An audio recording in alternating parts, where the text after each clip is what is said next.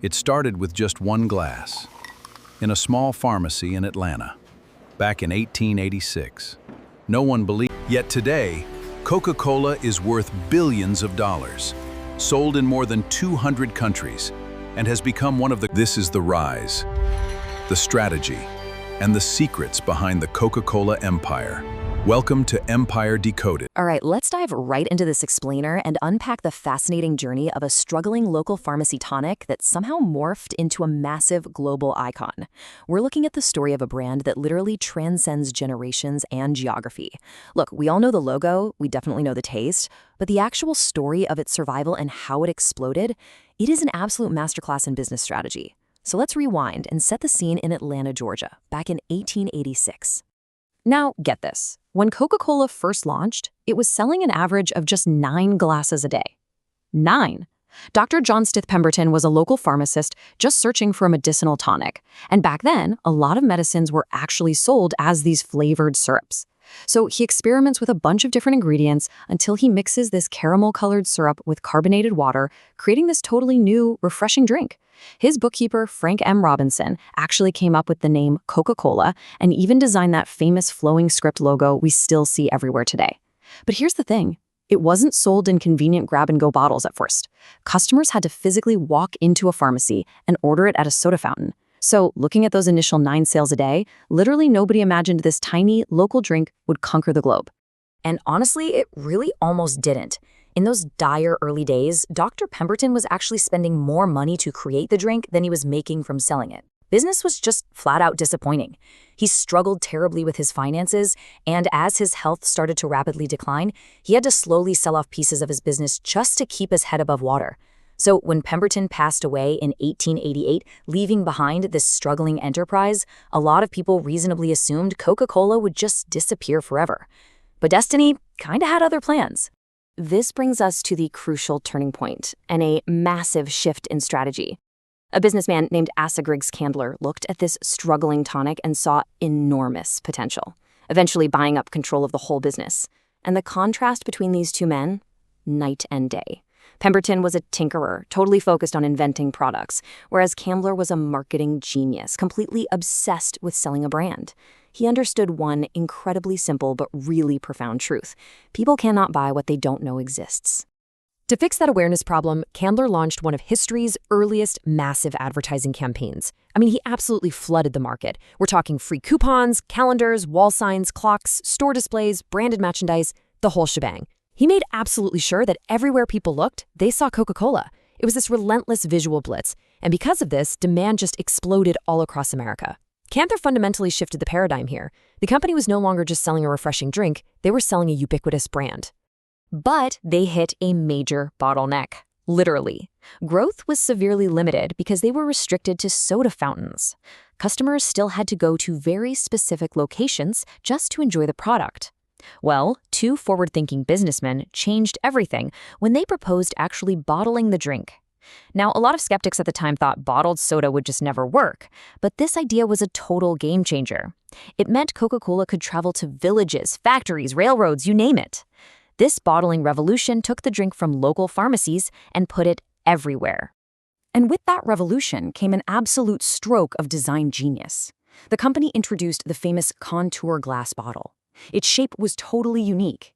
It was deliberately designed so you could recognize it even in pitch dark or purely by touch. Just think about the power of that for a second. This wasn't just packaging to hold liquid, it was tactile branding. It became one of the most recognizable packages ever created. But here's the logistical nightmare.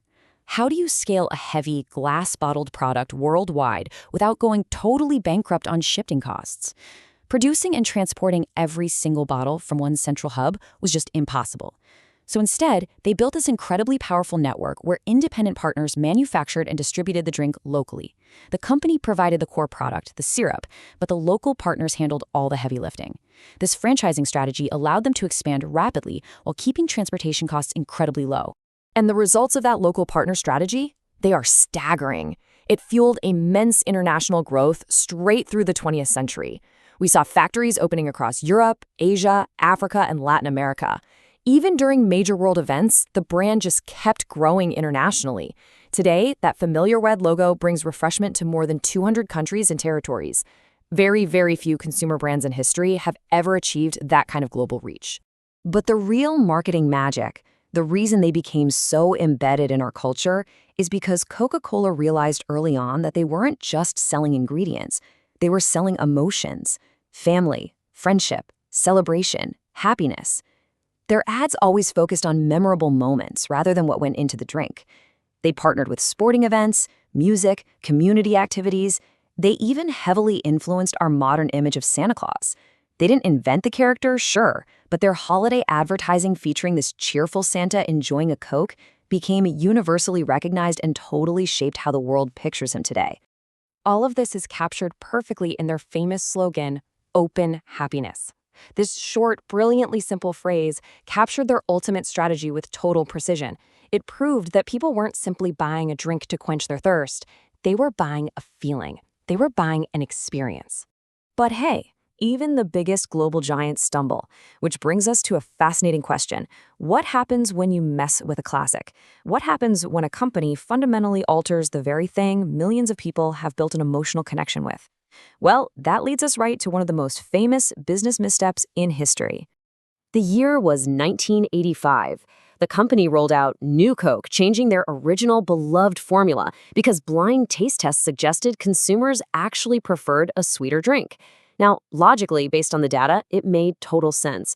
But emotionally, it was a disaster. The public reaction was overwhelmingly negative. Customers desperately wanted their classic taste back. Within just a matter of months, the intense backlash forced the company to scramble and return the original formula to shelves as Coca-Cola Classic. It is arguably the best-known example of how deeply consumers connect with a brand's identity. But they learned from that. They realized they had to adapt to a changing world, just without destroying their core identity. Over the years, they've continually faced huge challenges: changing consumer preferences, growing demands for healthier options, and serious environmental concerns regarding packaging. So in response, rather than altering their flagship soda again, they just expanded. They intelligently diversified into bottled water, juices, teas, coffee, sports drinks, and lower or no sugar options to make sure they stay relevant to what people want today. So what is the true secret behind this unbelievable success story?